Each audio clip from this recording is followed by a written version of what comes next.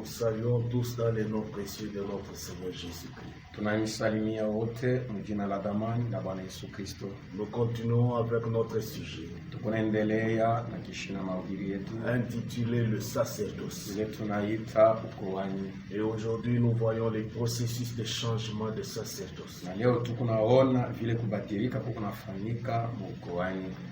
Et nous allons lire la Bible dans le livre des Hébreux. Na tutasoma kitabu ya Mungu Hébreux 7, Waebrania 7:12. Le sacerdoce étant changé, Ukoani kisha kubadilika, nécessairement aussi il y a un changement de loi. na hakika kunakuwa tena kubadilika kwa sheria. Et Jésus, quand il était là, Na Yesu wakati alikuwa kumsalaba, il était en plein travail. alikuwa katika Et kazi, les gens ne s'en apercevaient pas. lakini watu hawakuwa naona. Lui, Yeye étant le souverain sacrificateur, mwenye kuwa mkoani mkuu était en train de travailler. alikuwa anatumika, Étant agneau, mwenye kuwa il est mwanakondoo mort sur la croix. alikufa kumsalaba Et il a versé son sang. na alimwanga damu yake. Nous allons lire Hébreux 7, 24. Tutasoma Waebrania 7:24. Mais lui, yeye parce qu'il demeure éternellement, kwa sababu anaishi milele, possède un sacerdoce qui n'est pas transmissible. eko na ukoani ila haiwezi kutoka kwake na kwenda kwa mtu mwingine. C'est ainsi pour cela Ndio kwa maana kwa ile qu'il peut sauver parfaitement anaweza kuokoa kamilifu ceux qui s'approchent wale beko na mkaribia de Dieu par lui, Mungu kupitia yeye, étant toujours vivant pour intercéder benye kuwa ai eko tu ai ndio kutuombea en leur faveur. juu yabo. Dans le sacerdoce lévitique, Mkoani ya Walawi il y a le souverain sacrificateur mko mkoani mkubwa qui faisait le travail d'expiation. ule alikuwa anafanya kazi ya ondoleo ya Et on dhambi, a vu que ce n'était qu'une ombre. na tuliona ya kwamba ilikuwa ni Mais kivuli. quand Jésus est venu, Wakati Yesu alikuja c'était le sacerdoce le plus parfait. ilikuwa ni ukoani yenye kwa kamili, Ce sacerdoce qui n'avait pas d'inconvénients. ilikuwa ni ukoani ila ilikuwa na Ce bubaya. sacerdoce qui pouvait nous amener dans la perfection. Jo ukoani ilipaswa kutufikisha kwa Et kamilifu. nous lisons cela dans Hébreux 9, Na 11. tunaisoma Waebrania Mais 9. Christ est venu, Lakini Kristo alikuwa homme souverain saa sacrificateur vile mkoani mkubwa de bien à venir. juu ya mambo Il a itakayekuja. traversé le tabernacle le plus grand Alipita maskani yenye kwa munene et plus parfait. yenye kuwa kamili Il kabisa, n'est pas de construction de main d'homme, ila haikujengwe na mikono ya ou mtu qui n'est pas construit de main d'homme, au haikujengwe na mikono ya mtu. c'est-à-dire qui n'est pas de cette Ni création. kusema ile aina hii Il maumbile est entré une fois pour toutes aliingia mara moja tu kwa lote dans le lieu très saint, ufashi takatifu sana, non avec le sang des boucs, hapana na damu ya des banyama veaux, ya bankondoo, mais avec son propre sang, lakini aliingia na damu yake ayant obtenu une rédemption éternelle. kisha ye kupata ukombozi ya milele. Et quand il était là, Na wakati alikuwa hapa pour que le changement de sacerdoce ait lieu, hii ukoani ipate kubadilika, il fallait que toutes les conditions soient remplies. ilipashwa kanuni yote ipate kutimilika, Et il fallait que la mort soit constatée. ilipashwa lufu ipate kuwa. Et quand il était là à la croix, Na wakati alikuwa pale kumsalaba il a rendu l'âme. alitoa uzima, Et le soldat a attesté cela. na askari alihakikisha. Quand il est venu, Wakati alikuwa il a voulu rompre ses os, ses genoux.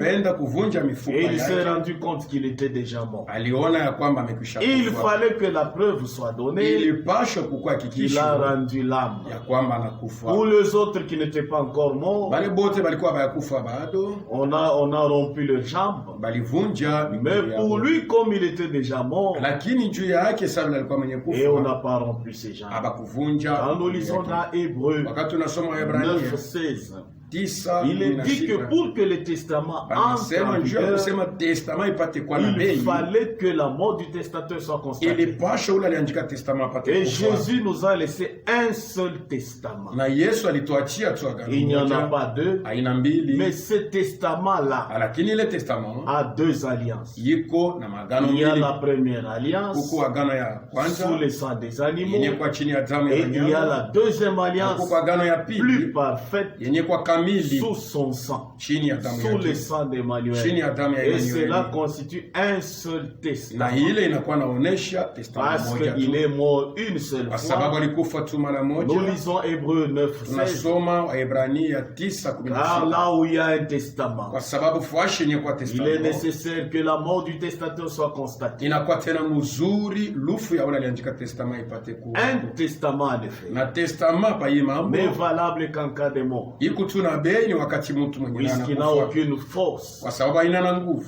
tant que le testateur vit. wakati ule aliandika engali mzima. Voilà pourquoi Njo kwa maana c'est avec du sang ni na damu que la première alliance fut njo inaugurée. ile agano ya kwanza Et iliandikwa presque tout, na yote kwa d'après la loi, kufuatana na sheria est purifié avec du sang. iko natakaswa na damu, Et sans effusion de na sang, bila kumwangika kwa il damu n'y a pas de pardon. hakuna usamehe makosa.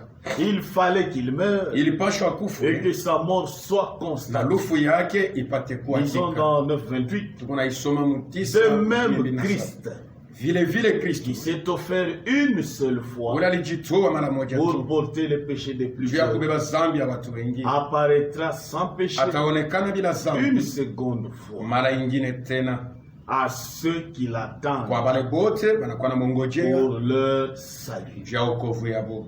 10:5. 15. C'est pourquoi Christ Njo kwa maana Kristo entra dans le monde. Dit, mwenye kuingia ndani ya dunia tu akasema n'as voulu ni sacrifice, haukupenda wala sadaka ni offrande, wala sadaka, et tu m'as formé lakini un corps. ulinitunga mwili. Tu n'as agréé ni holocauste, Haukufurahikia wala ni sadaka sacrifice pour le péché. au sadaka juu ya zambi, Alors j'ai dit, lakini nasema voici je viens tazama nakuja pour faire, ô Dieu, juu ya kufanya Bwana ta volonté. mapenzi yako. Après avoir dit d'abord, Kisha ikusema tu mbele n'as voulu haukupenda et tu n'as agréé ni sacrifice ni offrande, haukufurahikia wala ni sadaka holocauste, au sadaka ni sacrifice pour le péché. au sadaka juu ya ondoleo ya Il zambi. dit ensuite, Alisema kisha voici, tazama je viens pour faire ta volonté. ninakuja kufanya mapenzi Il yako. abolit ainsi la première chose Alivunja na kuharabisha hivi pour kitu ya kwanza établir la seconde. juu apate kuweka ya pili. 10. 10. C'est en vertu de cette volonté Ni kupitia ile que nous mapenzi sommes sanctifiés ndio tunatakaswa par l'offrande du corps de kupitia Jésus-Christ sadaka ya mwili ya Yesu une Kristo fois pour toutes. mara moja tu kwa lote. Et tandis que tout sacrificateur Na hivi basi mkoani yote fait chaque jour le sacrifice eko nafanya kila siku et offre souvent le même sacrifice, na eko natoa wakati yote sadaka moja qui ne moja, peuvent jamais ôter le péché. ile haiwezi kuondolewa zambi, Mais lui, lakini yeye après avoir offert un seul sacrifice pour le kisha péché, yeye kutoa sadaka moja tu ya s'est zambi, assis pour toujours aliyekala kwa lote à la droite de Dieu. kuume ya Mungu. Il a donné une seule fois Alitoa mara moja tu son corps en sacrifice mwili wake kama sadaka pour payer juu ya kulipa le prix qui avait été bei ile baliomba. 10-19. 10 Ainsi donc, frère, hivi bashima, puisque nous avons au moyen du sang kwa de Jésus sababu tuko na kupitia damu ya une Yesu libre entrée dans le uhuru sanctuaire ya kuingia maskani par la route nouvelle kupitia njia mpya et vivante qu'il a ilikuwa inaugurée hai ile aliweka pour alikata nous juu yetu à travers du voile, kupitia pazia c'est-à-dire Ni de kusema sa chair. ya mwili yake. Il a payé le prix Alilipa bei et ce prix-là, na ile bei c'était sa mort, ilikuwa ni lufu yake, c'était son sang, ilikuwa ni damu c'était yake, sa vie. ilikuwa ni buzima En yake. mourant, il a donné sa vie, Kisha yeye kufa alitoa il a uzima, versé son sang alimwanga damu pour nous racheter. juu ya kutuokoa, Et ce prix-là na ile bei ne pouvait pas être donné en secret. haikupashi kupelekwa Le mficho. diable lui avait dit, Shetani alimwelezea, agenouille-toi, utwange magoti, adore-moi, uniabudu, je vais te donner les mots. nitakupatia dunia. Il voulait que tout se fasse en secret, Alipenda yote ifanyike kwa mais et uficho, pourtant, tout ajapo devait être fait publiquement. yote ilipashwa kufanyika Et mbele ya Jésus watu, étant Dieu, na Yesu mwenye il kwa ne Mungu peut adorer personne. hawezi kuabudu mtu mwingine. Le prix a été payé Bei publiquement ililipwa mbele ya watu wote, parce qu'il y a une ombre kwa dans sababu l'Ancien kuko Testament. kimvuri mule mwagano. Abraham a Abraham payé le prix publiquement. alilipa bei mbele ya watu wote. Boaz Boaz a racheté Ruth publiquement. alikomboa Ruth mbele ya watu wote. Et Naomi Naomi Boaz l'a fait publiquement. Boaz alifanya pia. Et comment est-ce que Jésus devait payer le prix? Namna gani Yesu alipaswa kulipa ile bei? Nous allons vérifier si réellement tutasopa kama ni kweli a été payé ile publiquement. bei ililipwa mbele ya Mais watu. nous voyons d'abord en ce qui concerne Lakini Abraham, tunaona mbele ya yote ile car inaangalia Abraham, c'était une ombre. kwa sababu ilikuwa ni kimvuli. Abraham avec Macpéla. Abraham na Macpela, Quand sa femme est morte, wakati mke wake il voulait alikufa, l'enterrer. alipenda Nous kumuzika. trouvons cela dans Genèse 23. Tunaikuta mu Mwanzo Au 23, chapitre 2, on peut commencer à partir des 2. tunaweza Et kuanzia 23 plutôt, verset 2. tunaweza kuanzia hapo mstari wa pili. Sarah mourut Sara à akakufa Kirjat, Kirjak qui est Hébron, yenye kwa Hebron dans le pays de Canaan. mwinchi ya Kanaan. Et Abraham vint pour mener deuil sur Na Sarah Abraham akakuya njuu ya kufanya et kilio pour na la Sara pleurer. na kumulia. Abraham s'éleva devant sa mort Abraham akalamuka mbele ya mauti et yake parla ainsi au fils de na Heth. akasema hivi na wana wa Je Yesu, suis étranger mimi ni mgeni et habitant parmi vous. mwenye kuketi katikati yenu, Donnez-moi mnipatie la basi possession d'un sépulcre kaburi moya kwenu, pour enterrer mon mort nipate kuzika et ôter et l'ôter de devant toi, mbele de yangu, devant moi. mbele yangu. 5. Tano, Le fils de Heth batoto ya Ed répondit à Abraham wakamwambia en Abrahamu, lui disant, kumwelezea kwamba écoute-nous, usikie basi mon Seigneur, Bwana wetu, tu es un prince de Dieu. wewe uko Au mfalme wa milieu de Mungu nous, katikati yetu, enterre ton mort uzike mfu wako dans celui de nos sépulcres mukaburi yetu que tu moja, choisiras. ile utachakula. Aucun de nous Mtu hata moja ne wetu te refusera ce hata sépulcre kukatalia ile pour kaburi enterrer ton mort. juu ya kuzika mfu wako. Abraham n'a pas accepté cette Abrahamu offre. hakuitika ile, On lui avait proposé walimwelezea une tombe gratuitement, abebe kaburi kwa mais il bure, a refusé. lakini alikataa. Parce que ce qu'on donne Kwa sababu ile gratuitement, kunaleta on bure, peut le réclamer un anaweza jour. kuibeba tena Mais shilingi, lui voulait payer lakini le yeye alipenda et kulipa que ce bei, prix-là na ile bei devait être payé public. ilipaswa kulipwa mbele ya watu wote. 11. 11, Non, hapana, mon Seigneur, écoute-moi. Bwana wangu nisikie, Je te donne le champ nakupatia shamba et je te donne la caverne nakupatia na ile kaburi qui est. yenye kuwamo, Je te les donne nakupatia aux hayo yeux des fils de mon peuple. mbele ya watoto wa Enterre ton taifa mort. yako.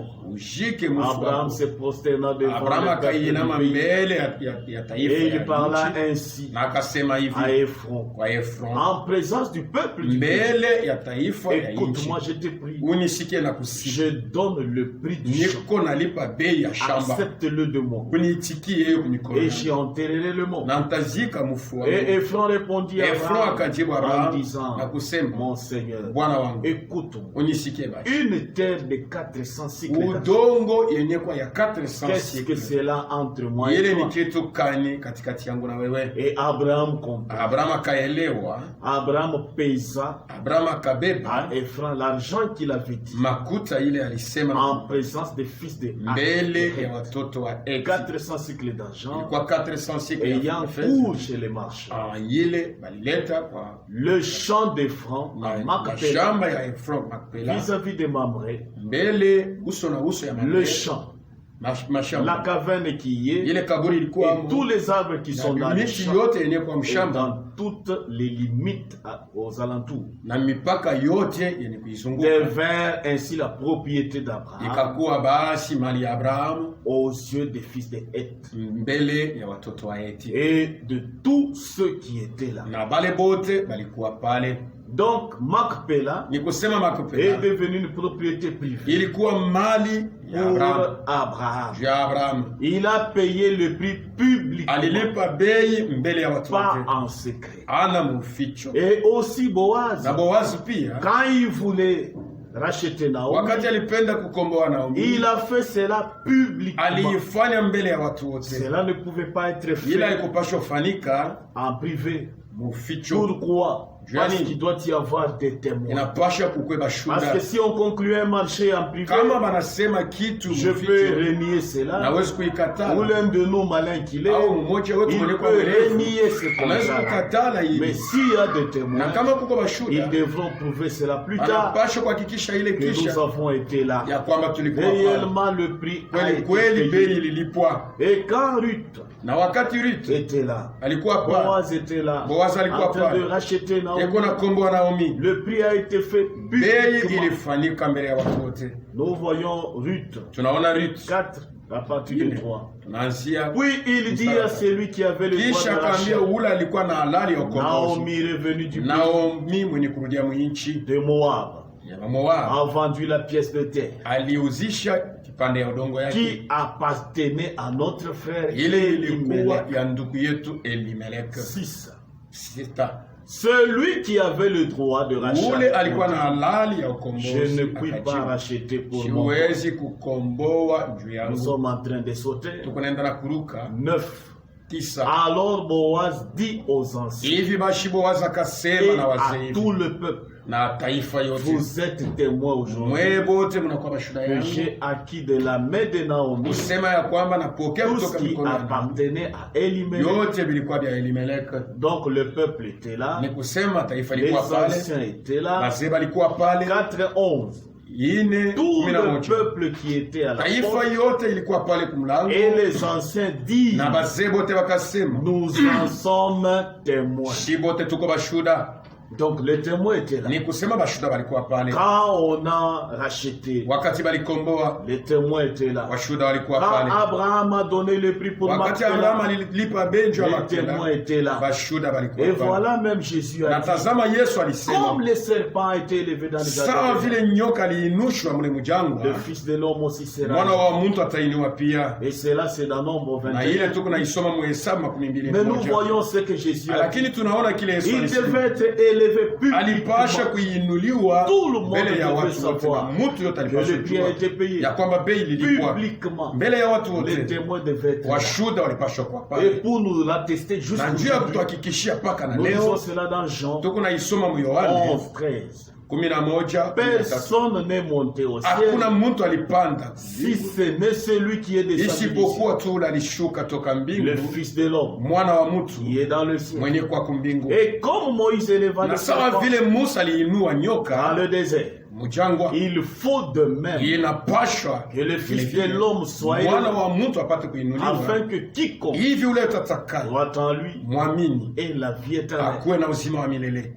Il fallait que le Fils soit Ilipashwa élevé. mwana wa mtu apate Et kuinuliwa. dans Jean 8, Na mu Yohane Jésus dit ceci. 8:28 Yesu anasema hivi, Donc leur dit, akawaelezea basi, quand vous aurez élevé le Fils de l'homme, wakati mtainua mwana wa mtu, alors vous connaîtrez ce que je suis. na pale mtajua ile Et niko. dans 12:32, Na mu Yohane Il 12:32 Et moi, na mimi quand j'aurai été élevé de la terre, wakati nitainuliwa toka udongo, j'attirerai tous les hommes en moi. mtavukokota watu wote kwangu. En parlant ainsi, Kwa kusema hivi, il indiquait alikuwa anaonesha quelle mort il est loufu. il devait mourir. alipashwa kufa, Donc il devait être élevé publiquement. alipashwa kuinuliwa mbele ya watu wote. 34. Makumi Et la tatu foule na lui nne. répondit, Na nkundi kamjibu, nous avons appris tulifundishwa par ya la kwamba loi que kupitia sheria le Christ Kristo demeure éternellement. anaishi milele. Comment donc dis-tu Namna kani basi il faut unasema que le Fils de l'homme inapasha mwana wa soit mtu élevé? ainuliwe? Qui est ce Fils de l'homme? Ule mwana wa mtu ni nani? Jésus parlait publiquement. Yesu alikuwa Comment anasema est-ce qu'il mbele ya devait watu. mourir? Namna gani Comment alipashwa est-ce qu'il kufa? devait donner Namna gani public, alipashwa kutoa de façon publique? mbele ya watu wote? Il devait payer le prix. Alipashwa kulipa bei. Colossiens 2. Wakolosai 2. Nous pouvons lire à partir de 14. Tunaweza kusoma kuanzia Il a effacé l'acte alifuta matendo dont les ordonnances nous condamnaient ile amri ilikuwa na tu et qui subsistait na ilikuwa contre nous. iko natupiganisha, Et il a détruit na en alialabisha le clouant à kuitundika la croix. msalaba. Il a dépouillé les dominations mautawalo et les autorités. na mauwezo, Et les a livrés na alitoa publiquement mbele ya watu en wote spectacle, sawa vile en triomphant d'elle kwa kuitawala par la croix. kupitia Il n'a msalaba. pas fait ça en cachette, Hakuifanya mais mficho, c'était publiquement lakini ilikuwa ni mbele ya en watu wote. spectacle. Aliweka Donc, il y wazi. avait les spectateurs Ni kusema kulikuwa watu Il y walikuwa avait le wanaangalia. public qui Kulikuwa assistait à cette nkundi scène. ilikuwa naona hii maneno. qui croyaient que c'était un spectacle, Ilikuwa naona mais ile. c'était un travail Ilikuwa ni de kazi rédemption qui était ya en train de ukombozi s'accomplir. ilikuwa natimilika. La rançon fut payée publiquement. Ile bei ililipwa mbele ya watu 1 wote. Timothée 2:5. Timotheo wa kwanza 2:5.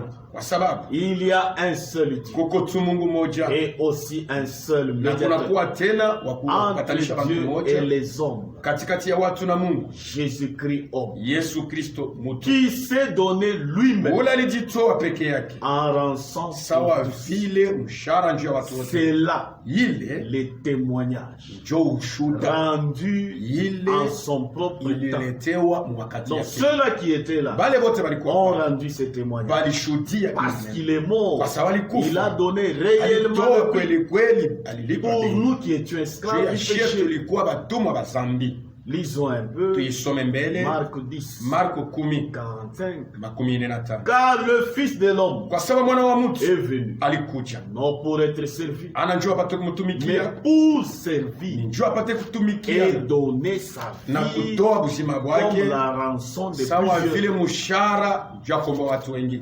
Il a donné le prix Alilipa bei publiquement. mbele ya watu wote, Il a donné sa vie. alitoa uzima wake. Nous lisons aussi Tunasoma dans tena 1 Corinthiens 6. Wakorinto wa Nous kwanza sommes en 6. train de voir des preuves. Tukunenda na kuona Si mashuhuda réellement il a donné kama le prix, kweli kweli alilipa si bei, réellement il est mort kama kweli publiquement, kweli alikufa si mbele ya les watu wote, témoins étaient là, kama bashuhuda walikuwa 1 pale. Corinthiens 6. Wakorinto wa kwanza 6:20. car vous avez été rachetés Kwa sababu mulikombolewa à un grand prix. kwa bei mkubwa. Glorifiez donc Dieu Mutukuze basi dans Mungu votre corps mwili et wenu dans votre esprit na muroho yenu, qui appartient à Dieu. vyote ni kwa vya Mungu. Vous avez été, Mulikuwa basi, je suis à 7:23, niko sasa kusaba rachetés à un grand prix. benye kukombolewa kwa bei Ne mkubwa. devenez pas esclaves des Musikue hommes. bashi batumwa babatu, Il faudrait qu'il y ait des témoins. ilipashwa kukwe Les bashuda témoins étaient là. bashuda Nous walikuwa. avons vu dans la Bible, nous Tuliona na témoins Biblia iko que le natushuhudia grand prix a été ya kwamba bei donné. mkubwa Nous ililetwa avons été na rachetés tulikombolewa à un grand prix. kupitia bei mkubwa, Et il fallait que les na hommes, ilipashwa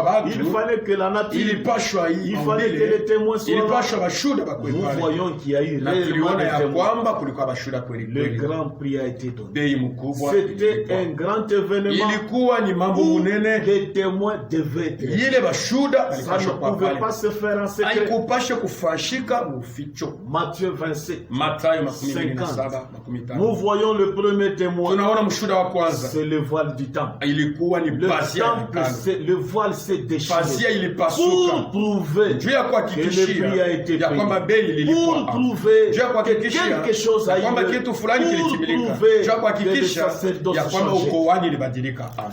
Matthieu 27, Mathayo 50. 27 Jésus poussa de nouveau Yesu un grand cri akapaza sauti et nguvu, rendit l'esprit. na ili akatoa Et uzima. voici Na tazama le voile du temple pazia ya se hekalu déchirant ilipasuka depuis le haut jusqu'en bas. kwanza juu mpaka chini, Et le deuxième témoin, na mshuhuda wa pili c'est la terre. ilikuwa ni La udongo. terre a tremblé Udongo ilitetemeka pour prouver juu ya que le kuhakikisha prix vient d'être ya kwamba bei payé. inalipwa. Et le troisième Na témoin, mshuhuda wa ce tatu sont les rochers. ilikuwa ni Les rochers se miamba. sont Miamba fendus. ilipasuka. Nous relisons Tuko 27-51. naisoma tena Et voici le voile du temple. na tazama pazia ya hekalu ilipasuka En deux.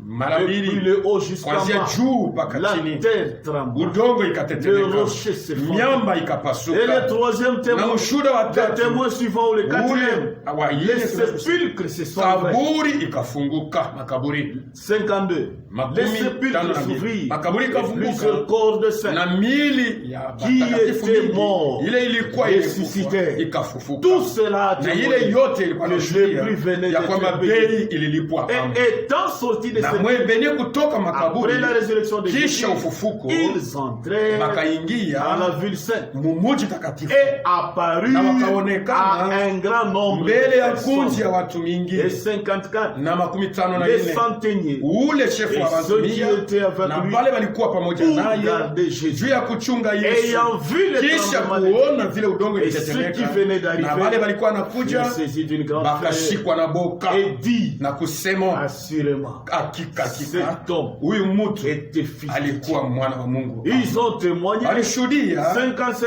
55. Ce n'était pas tout. Haikukuwe paka Quand yetu. Jésus mourait, Wakati Yesu il alikuwa n'était pas anakufa seul. hakukuwa Il peke yake. devait y avoir des témoins. Ilipaswa kukuwe Il y bashuhuda. avait plusieurs femmes Kulikuwa wanamke à mingi côté.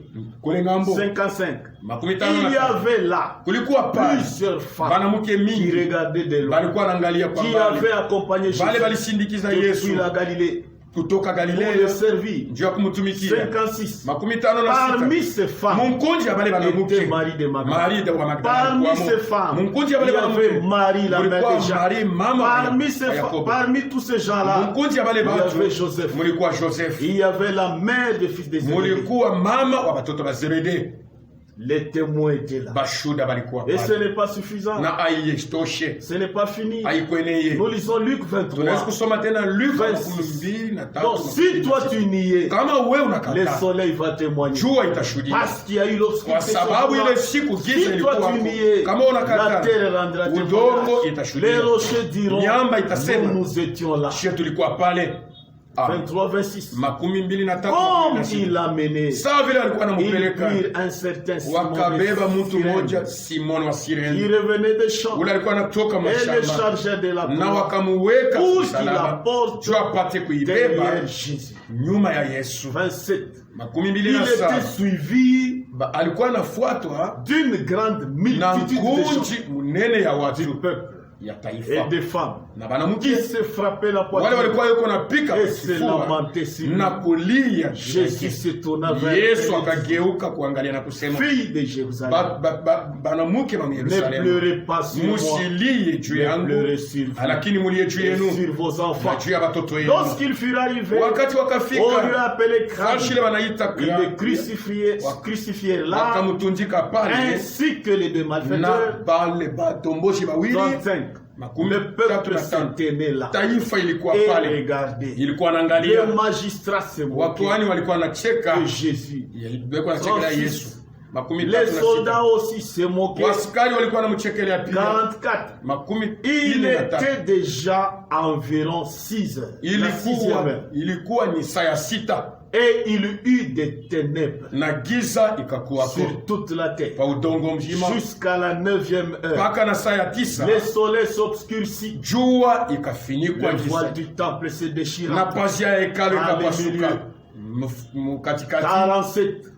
Makumi Les ine na témoins saba voyant ce qui était arrivé, bashuda pa kuona ile mambo ilifikia, glorifia Dieu. akatukuza Mungu Et ule dit, mtu. Akasema certainement, hakika cet homme était huyu juste. mtu alikuwa mwenye haki. Et tous ceux qui assistaient Na bale bote walikuwa en foule à wanaangalia ce spectacle, Munkunji kuina neno après avoir ilifanyika. vu ce qui Kisha était kuona arrivé, ile s'en ilifika retournèrent, se wakageuka frappant la poitrine. wakalipika pa kifua. 49.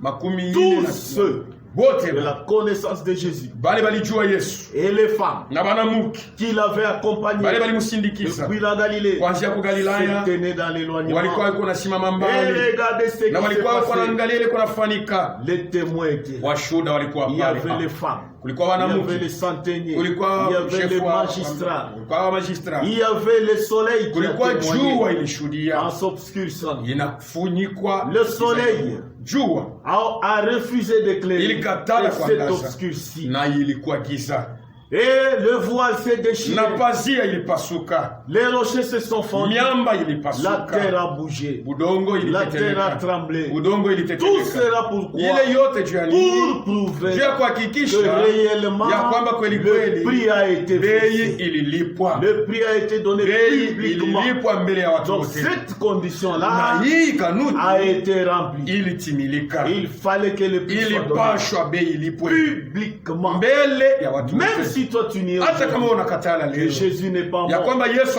et Jésus n'a hakukufa, pas versé ya le kwamba sang, Yesu hakumwaga mais la damu, terre lakini udongo va te confondre. Les itakuhakikishia, soleils jua va te confondre. Les itakuhakikishia. soleils étaient là. Jua ilikuwa C'est pale. le même soleil Ni qui hii était jua là moja moja que nous ilikuwa avons pale, aujourd'hui. ndio tuko nayo C'est la leo. même Hii terre udongo qui moja était moja là, ilikuwa qui pale, assistait. jua ile ilikuwa C'est la inaangalia. même qui a Ni aujourd'hui. ile udongo moja moja tuko nayo. Le prix a été payé. Bei ililipwa mbele ya watu wote, Et il devait être capable na alipashwa kwa mwenye de kuenea donner sa vie juu atoe uzima et wake de la na reprendre. kuibeba tena, Pas lui arracher la vie. ana kumunyang'anya. Personne ne l'a tué.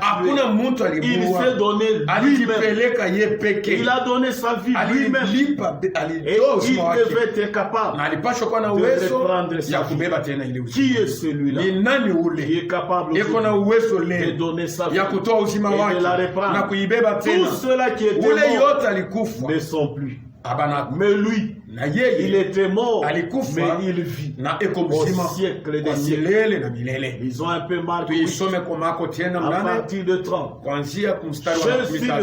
le recommandant Yesu akawelezea sévèrement de ne dire na nguvu yote cela de msiseme lui à personne. ile mambo kwa mtu.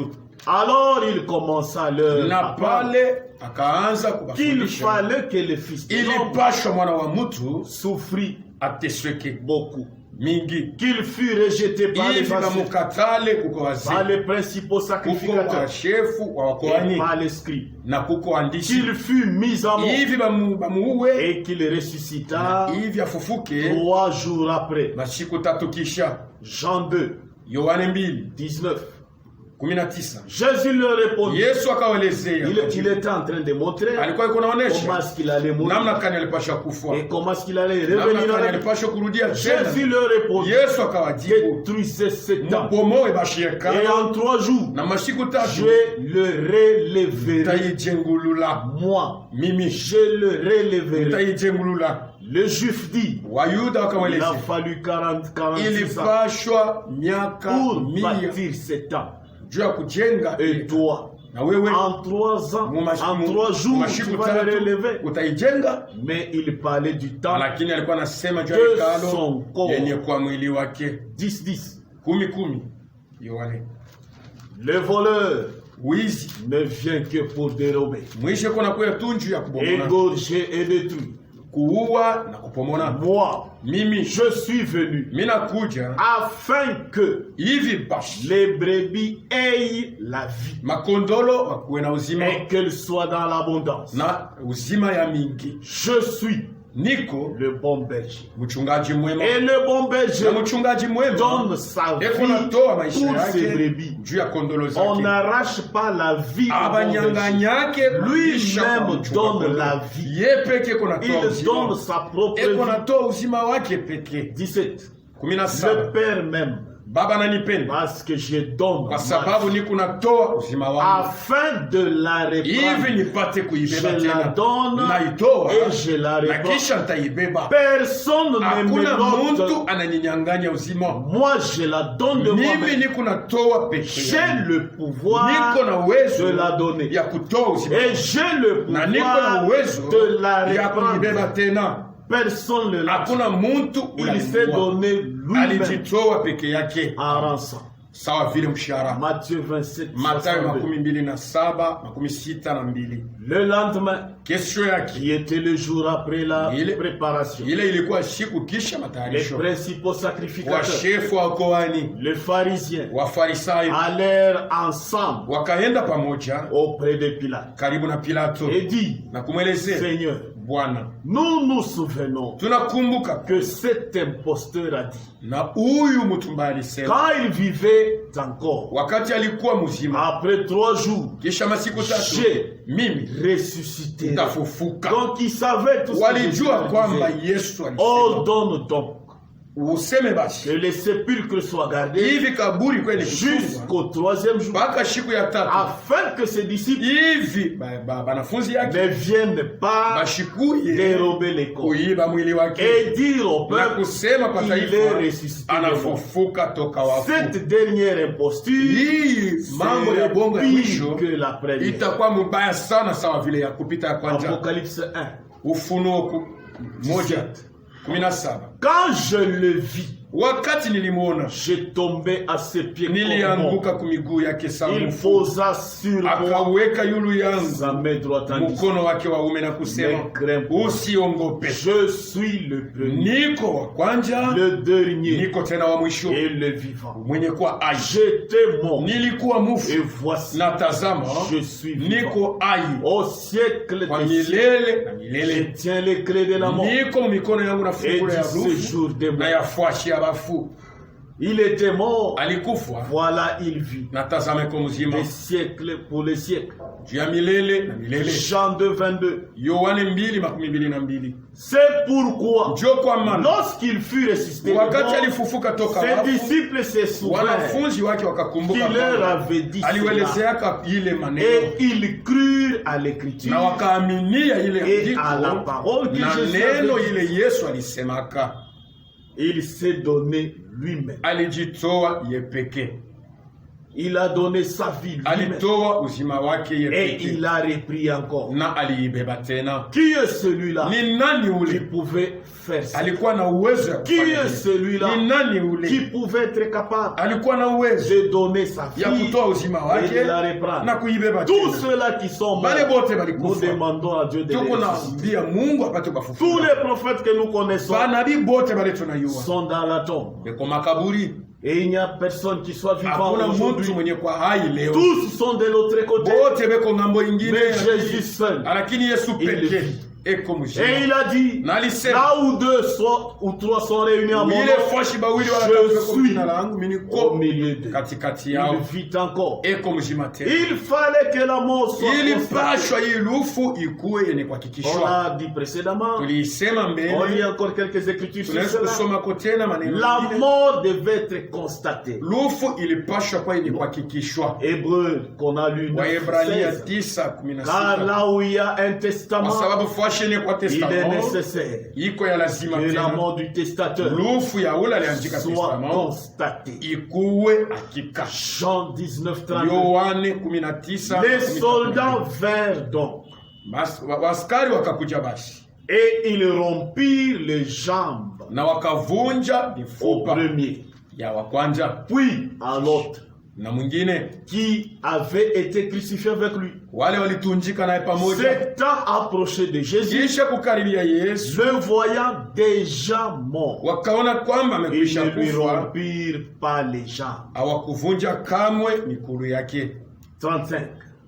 35. Bon, on peut commencer, on peut lire 34. Tunaweza kusoma Mais un des soldats lui perça le côté. lakini mmoja wa askari Avec akamtobola une lance. mbavu Et na aussitôt mkuki, il sortit du sang na pale pale katoka damu et de l'eau. na maji. Celui qui l'a vu Ule alimuona, en a rendu témoignage. alishuhudia, Et son témoignage na ushuhuda yake est vrai. ni ya kweli. Et il sait Anajua qu'il dit vrai. eko nasema kweli, Afin que vous croyiez hivi aussi, mupate kuaminia ces pia. choses sont arrivées Ile vitu ilifika afin que hivi l'écriture andiko fût accomplie. ipate kutimilika. Amen.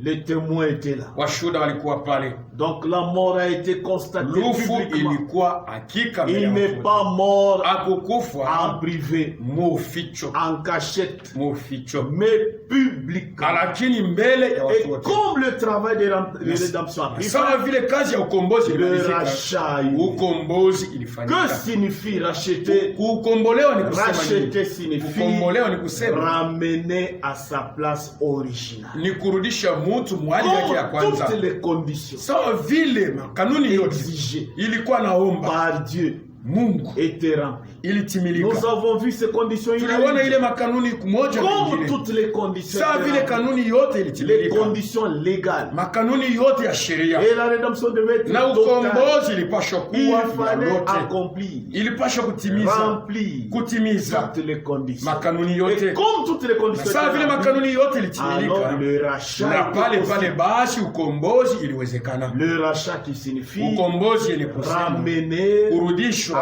place mufasi originale. yake ya kwanza. Nous allons voir cette définition Tutaona ile hakikisho dans une des prédications du frère Branham, mahubiri moja ya ndugu Branham. prêché en Ile 1965, alihubiri le 1965 2 siku ya plutôt pili, le 21 février, siku ya 21 mwezi wa pili, la prédication intitulée ile mahubiri yalikuwa Qui kichwa est ce Melchisedec? huyu Melkisedeki ni nani? À partir du paragraphe 107, Kuanzia kukorasi yake ya nous allons trouver cette 116 définition. tutaona vile Dieu anasema. confirme cela. Mungu eko nahakikisha hilo, Cela a toujours été juste. ile inakuwa katua Dieu yake. confirme que Mungu eko nahakikisha kwamba c'est vrai. ni kweli, Cela montre clairement ile iko naonesha que waziwazi celui qui est ya prédestiné kwamba ule est le alitangulishwa seul à être na considéré mmoja tu ule dans la tunapaswa rédemption. mukombozi. Avez-vous saisi? Munaishika, Laissez-moi répéter. mwenyache nyanzulu, Celui qui est prédestiné ule alitangulia est le kutayarishwa seul ni peke à être ule considéré unapasha dans la kuutia rédemption. mukombozi. Les gens peuvent agir, Bantu banaweza les gens peuvent agir bantu banaweza kutenda comme si l'été ou pensaient sawa vile bilikuwa au waza qu'ils le sont, vile beko, mais la véritable rédemption lakini ukombozi ya est kweli pour yiko ceux qui sont prédestinés. juu ya pale balitangulia kutayarishwa, Parce que kwa sababu le mot racheté, iyi mambo kukombolewa, le mot racheté, hii mambo kukombolewa lui-même signifie ye peke yako naonesha ramener.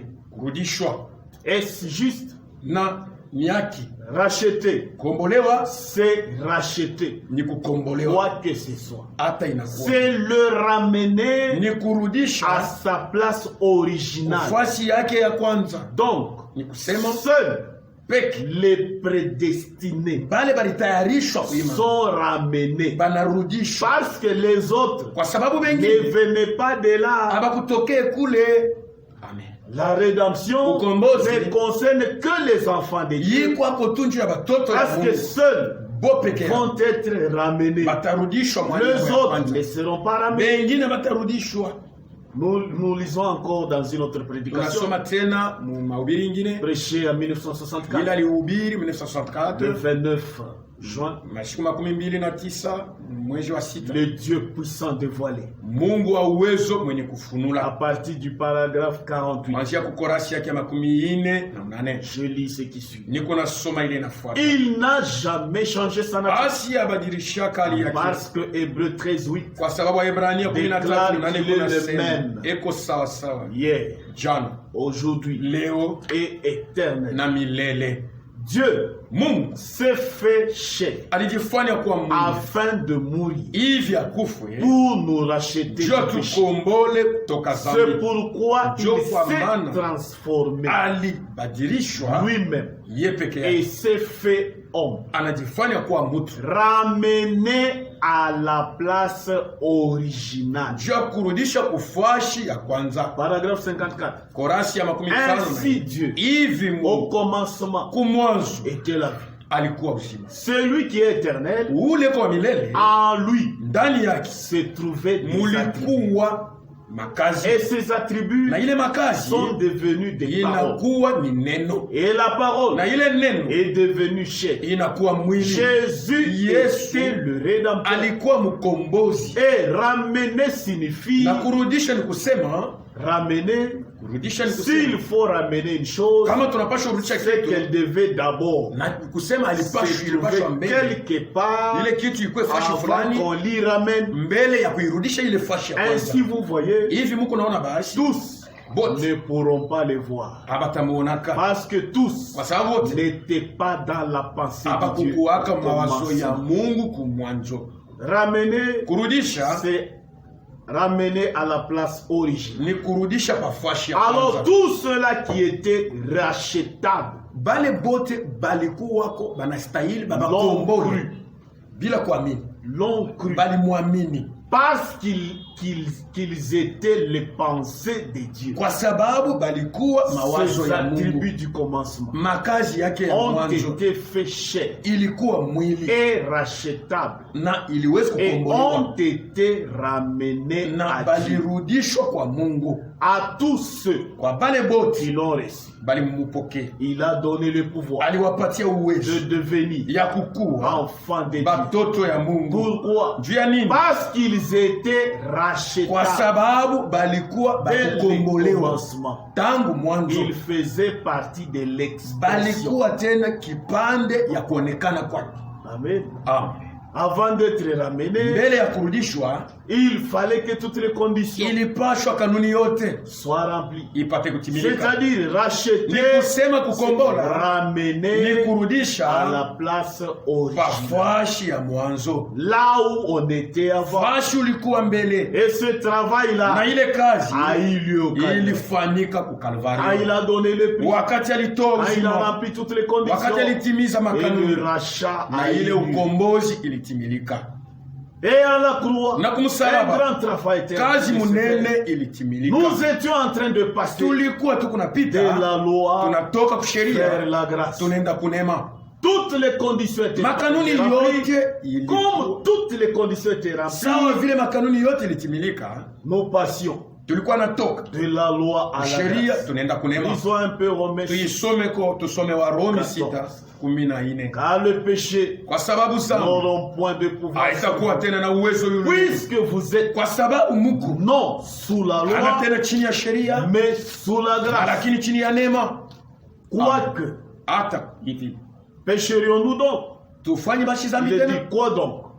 Pécherions-nous? Tufanye tena zambi parce que nous sommes non sous la loi, mais sous la grâce. Lakini chini ya neema. Loin de là. Mbali na ile. Nous sommes partis. Tunatoka. Nous sommes sortis. Tunatoka. Nous avons quitté la loi vers la grâce. Tunaingia chini ya neema. À partir de ce jour-là, kuanzia ile siku nous sommes passés dans la grâce. Tunaingia chini ya neema.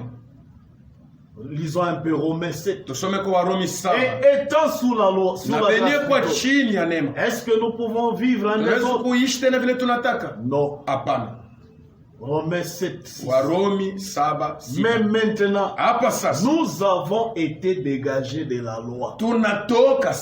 Étant morts à cette loi, sous laquelle nous étions réunis, de sorte que nous servions dans un esprit nouveau, et non selon la lettre qui a vieilli. Galates 3:10. Mais on peut commencer à partir de la loi est-elle donc contre les promesses de Dieu? Loin de là. Si lui était donné une loi qui put procurer la vie, la justice viendrait réellement de la loi. Mais l'écriture a tout renfermé sur le péché, afin que ce qui avait été promis fut donné par la foi en Jésus-Christ à ceux qui croient. Avant la foi, avant que la foi vînt, nous étions enfermés sous la garde de la loi, en vue de la foi qui devrait être révélée. Ainsi, la loi a été comme un pédagogue pour nous conduire à Christ, afin que nous fissions justifiés par la foi. 25. Par la foi étant venus, nous ne sommes plus sous ce pédagogue, car vous êtes tous fils de Dieu par la foi en Jésus. Et vous tous qui avez été baptisés en Christ, vous avez revêtu Christ. Il n'y a plus ni ni grec, il n'y a plus ni esclave, ni libre, il n'y a plus ni homme, ni femme, car tous vous êtes un en Jésus-Christ. Et si vous êtes à Christ, vous êtes donc la postérité d'Abraham, héritage, héritier selon la promesse. Galates 3:22. Mais l'écriture a tout renfermé. On a relu ça. On peut aller à Jean 1:17. Car la loi a été donnée kwa sababu sheria ilipewa par Moïse. kupitia Musa. La grâce Neema et la vérité na ukweli sont venus par Jésus-Christ. vinakuja kupitia Yesu. Acte 15:11. Matendo 15. Mais c'est par la grâce Lakini ni kupitia neema du Seigneur Jésus ya Bwana Yesu que nous croyons ile tunaamini être sauvés. ya kwamba tunaokolewa De la même namna manière moja que. na bo. Amen. Galates 2:21. Wagalatia 2:21. Je ne rejette pas la grâce. Nisikatale bashi neema ya Mungu. Car la justice Kwa sababu s'obtient par la loi. Uwaki Christ inapewa est kupitia sheria. donc plutôt si la justice Kama uwaki s'obtient par la loi, inapewa kupitia sheria. Christ est donc mort en vain. Kristo alikufa bashi kwa bure. Galates 4:4. Wagalatia 4:4. Mais lorsque le temps ont été accomplis, Lakini wakati Dieu ilitimilika, a envoyé Mungu alituma son fils, mwana wake né d'une femme, mwenye kuzaliwa toka né mwanamke, sous la loi, mwenye kuzaliwa chini ya sheria, afin qu'il racheta hivi apate kukombola ceux qui étaient sous la loi, bale balikuwa chini ya sheria, afin que nous ressuscitions hivi tupate kupokea l'adoption. kutiwa wana. Amen. Nous avons quitté la loi, tunatoka kusheria vers la grâce, tunaenda kunema, et nous sommes sauvés na tunaokolewa par grâce, kupitia neema, parce qu'on était kwa incapable sababu de hatukustahili donner le ya pain. kutoa. On était incapable. Hatukustahili. Personne sur la terre Hakuna mtu hata mmoja ne pouvait donner les ule pains. alipaswa kulipa bei. Personne, Mtu hata que ce mmoja, soit nos grands-parents, hata bankambo les yetu, prophètes, banabii, les prédicateurs, Wow, tous oui. les miracles qu'ils ont fait ne pouvaient rien faire, ne pouvaient pas nous accorder la vie, ne pouvaient pas nous sauver. Il fallait un rédempteur, il fallait un sauveur, quelqu'un qui remplisse toutes les conditions, et il fallait les sangs purs, les sangs d'Emmanuel. Et à partir du Calvaire, nous avons été rendus libres. Aujourd'hui, nous ne sommes plus péchés. Aujourd'hui, nous sommes appelés enfants de Dieu. Et quand le prix a été donné, tous nos péchés ont été effacés. Avant, les péchés étaient couverts dans le sang des animaux, mais avec le sang d'Emmanuel, les péchés n'ont pas été effacés, n'ont pas été couverts, mais les péchés ont été effacés pour toujours. Amen. Lisons un peu Ephésiens 1. Ephésiens 1:5.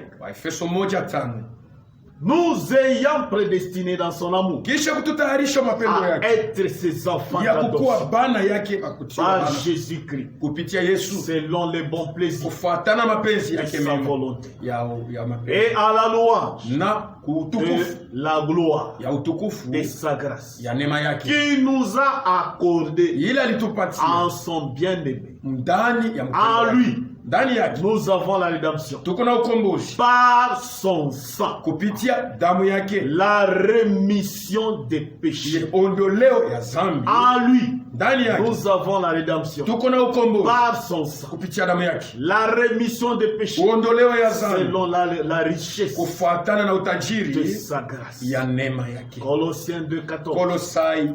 Il a effacé, il n'a pas couvert, il a effacé l'acte dont les ordonnances nous condamnaient et qui subsistait contre nous, il a détruit en le clouant à la croix. Ephésiens 1:7. On peut lire Colossiens 1:14. On peut commencer à partir de 12. Rendez grâce au Père qui vous a rendu capable d'avoir part à l'héritage de saints dans la lumière, qui nous a délivrés de la puissance des ténèbres et nous a transportés dans le royaume du Fils de son amour, en qui nous avons la rédemption, la rémission des péchés. Hébreux 9:22. Et presque tout d'après la loi, kufatana sheria, et purifié bikuna takaswa avec du sang. na damu. Et sans effusion Bila de sang, kumwangika kwa il damu n'y a pas de hakuna pardon. usama ya zambi. Sans effusion de sang, Bila kumwangika kwa on ne damu pouvait pas être pardonné. hakupasha Il fallait kusamehewa, que son sang ilipashwa damu yake coule sur le bois du calvaire. ipate kumwangika. Hébreux 8:12. Waebrania Parce 8:12. que Kwa sababu je pardonnerai leurs iniquités nitasameya maovu et yao que je ne me na souviendrai plus sitaikumbukaka tena de leurs péchés. ile zambi yabo. Tous nos péchés Mazambi yetu ont yote été expiés, iliondolewa, ont été effacés. ilifutwa, Et aujourd'hui, na leo nous sommes enfants tuko de Dieu. watoto ya Mungu. Amen. À tous ceux-là qui ont cru, Bale bote il baliamini, leur a donné le pouvoir aliwapatia uwezo de devenir ya kukuwa enfants de watoto Dieu, ya Mungu, lesquels sont nés. bale banazalikwa. Amen. Amen. En mourant, Na wakati en alikufa, payant le prix, wakati alilipa il bei, nous a réconciliés. alituunganisha na Parce Mungu. qu'on était loin de Kwa sababu Dieu. tulikuwa mbali, On était chassés. tulikuwa bali Adam et Ève Adam na Hawa étaient chassés du jardin. balifukuzwa Et on shamba la Edeni. avait placé des anges na là-bas. baliweka mamalaika Avec kule des makerubi épées. benye kuwa na mipanga. Quiconque osait passer, Ule yote alipima il kupita, mourait. alikuwa Donc anakufa. pour passer Juu ya là-bas, kupita ile il fasi, fallait la vie. ulipashwa kutoa Il uzima, fallait donner la vie. ilipashwa natoa Et uzima, Jésus na Yesu a donné ça. alitoa uzima wake. Amen.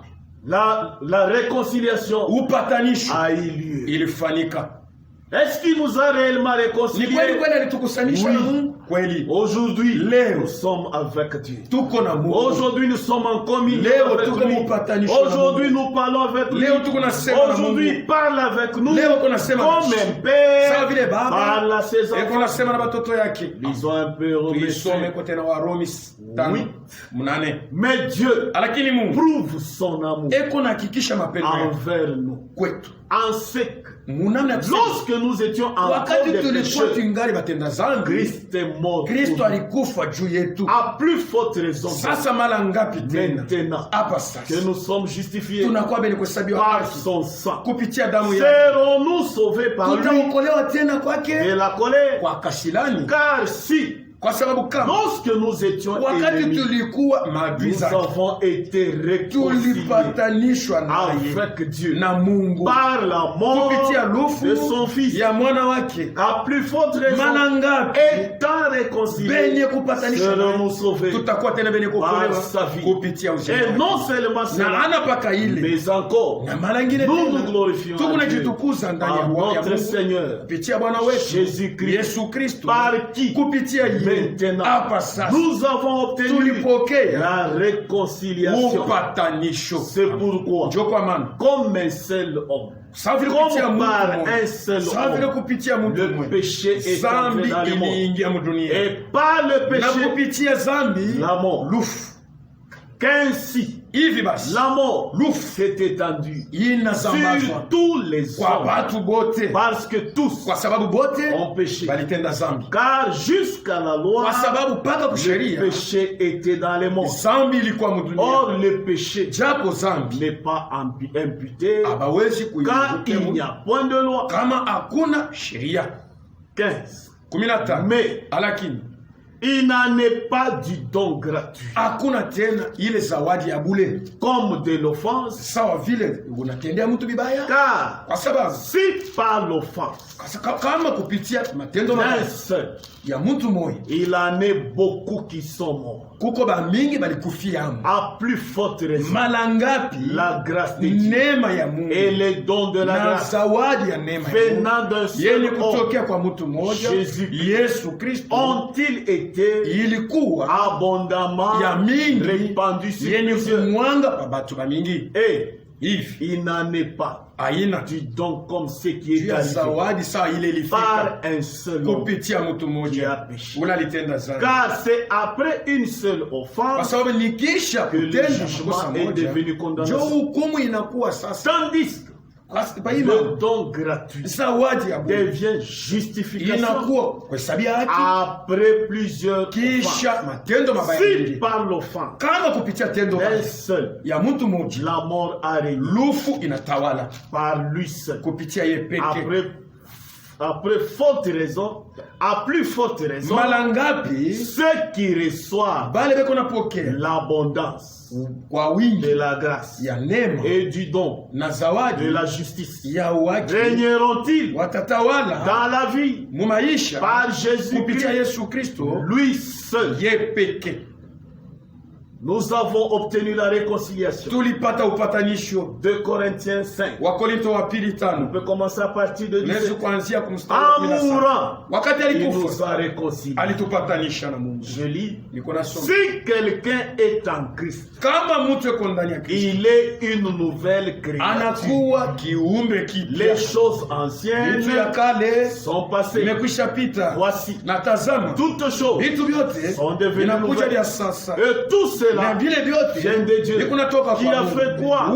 Il nous a réconciliés avec lui par Christ et qui nous a donné le ministère de la réconciliation. 19.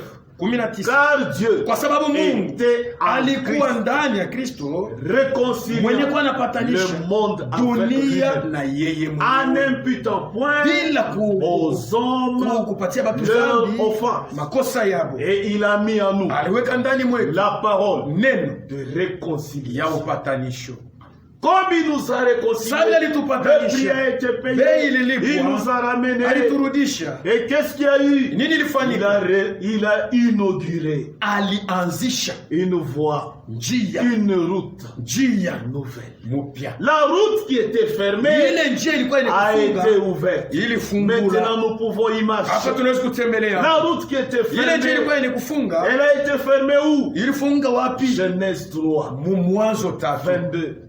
L'Éternel Dieu dit, voici l'homme. L'homme est devenu comme l'un de nous pour la connaissance et du mal.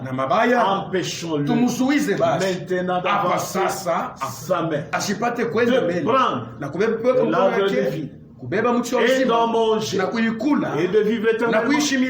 Et l'Éternel Dieu le chassa du jardin d'Éden pour qu'il cultive la terre d'où ils avaient été pris.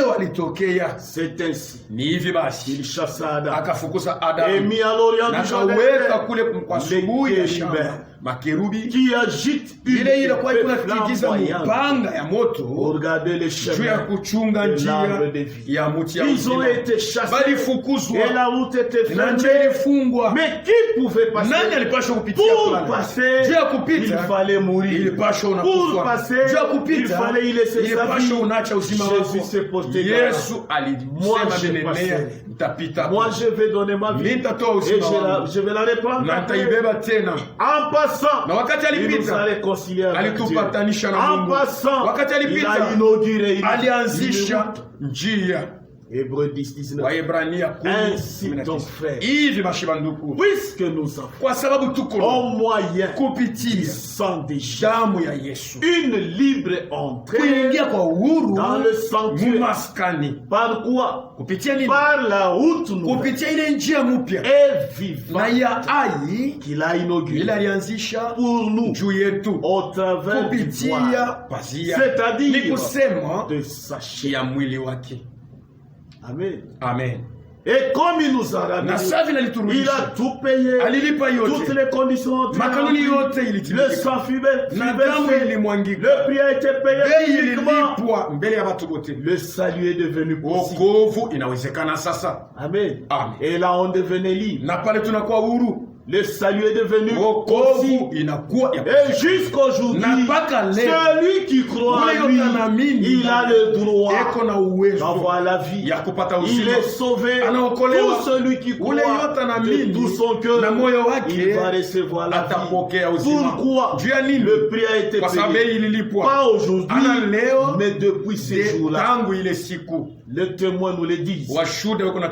Nous lisons dans Jean 9, 39. Oui, Jésus dit, je suis venu dans ce monde pour un jugement. Pour ceux qui ne voient point. Voient. Et que ceux qui voient deviennent aveugles. Il y en a qui ont vu et ils n'ont pas reconnu. Ils sont devenus aveugles. Mais il y en a qui ne voyaient pas. Aujourd'hui, ils voient. Amen. Jean 12. 31. Maintenant a lieu le jugement. Pour tout celui qui refuse. Parce que les témoins ont attesté cela. Mais celui qui refuse, il est déjà jugé. Pourquoi? Il a fait de Dieu un mal. Jean 12. 31. Maintenant a lieu le jugement de ce monde. Maintenant le prince de ce monde sera jeté dehors. Pourquoi? Jean 3. Lisons un peu à partir de 18. Celui qui croit en lui n'est point jugé. Pourquoi? Parce qu'il est dit, car Dieu a tant aimé le monde, il a donné son Fils afin que quiconque croit en lui ne périsse point, mais qu'il ait la vie éternelle. Tout celui qui refuse, il est jugé. 18. Celui qui croit en lui n'est point jugé, mais celui qui ne croit pas est déjà jugé. Pourquoi? Parce qu'il n'a pas cru au nom du Fils unique de Dieu. Tout celui qui croit le il est passé de la vie, plutôt de la mort à la vie. Mais celui qui refuse, il reste toujours un homme mort. Jean 5, 7. Bon, on peut aller de l'avant. Hébreux 7, 25. Mais lui, on peut lire la partie 24. Parce qu'il demeure éternellement, possède un sacerdoce qui n'est pas transmissible. C'est aussi pour cela qu'il peut sauver parfaitement ceux qui s'approchent de Dieu par lui, étant toujours vivant pour intercéder à leur faveur. Il nous convenait en effet d'avoir un souverain sacrificateur comme lui, saint, innocent, sans tache, séparé des péchés et plus élevé que les cieux. Tout celui qui croit à l'œuvre du calvaire, il reçoit la vie éternelle. Il passe de la mort à la vie. Mais tout celui qui refuse est condamné parce qu'il a fait de Dieu un mal. Ce jour-là, le jubilé a eu lieu. Ce jour-là, c'était une grande fête. Ce jour-là, la trompette a sonné. Le prix a été payé. La même trompette retentit jusqu'aujourd'hui. Le calvaire, le prix a été payé. Le prix a été payé. Et tout celui qui accepte, il devient libre pour toujours. Le jubilé a eu lieu. Nous voyons la loi sur le jubilé dans Lévitique 25.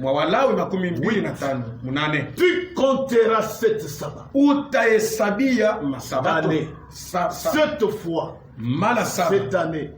Et le jour de cette sabbat d'année feront 49 ans. Le